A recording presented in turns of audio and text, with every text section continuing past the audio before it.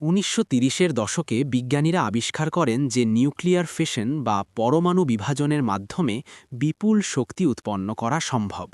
বিশেষ করে ইউরেনিয়াম ভাঙলে বিশাল শক্তি বের হয়। এই ধারণাই পারমাণবিক বোমার ভিত্তি। দ্বিতীয় বিশ্বযুদ্ধের সময় যুক্তরাষ্ট্র গোপনে একটি বিশাল গবেষণা প্রকল্প শুরু করে, যার নাম ছিল ম্যানহ্যাটেন প্রজেক্ট। এই প্রকল্পে হাজার হাজার বিজ্ঞানী ও প্রকৌশলী কাজ করেন।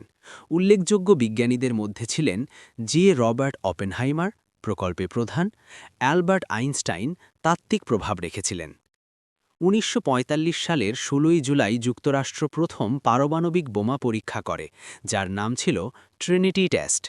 এই পরীক্ষাটি সফল হওয়ায় প্রমাণ হয় যে বোমাটি বাস্তবেই কাজ করবে। এরপর দ্বিতীয় বিশ্বযুদ্ধের শেষ দিকে যুক্তরাষ্ট্র দুটি পারমাণবিক বোমা ফেলে, atomic bombings of Hiroshima and Nagasaki.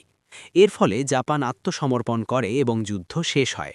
যুক্তরাষ্ট্র সফল হওয়ার পেছনে কয়েকটি প্রধান কারণ ছিল: বিপুল অর্থ ও সম্পদ বিনিয়োগ, বিশ্বের সেরা বিজ্ঞানীদের একত্র করা, গোপনীয়তা বজায় রাখা, যুদ্ধকালীন জরুরি প্রয়োজন।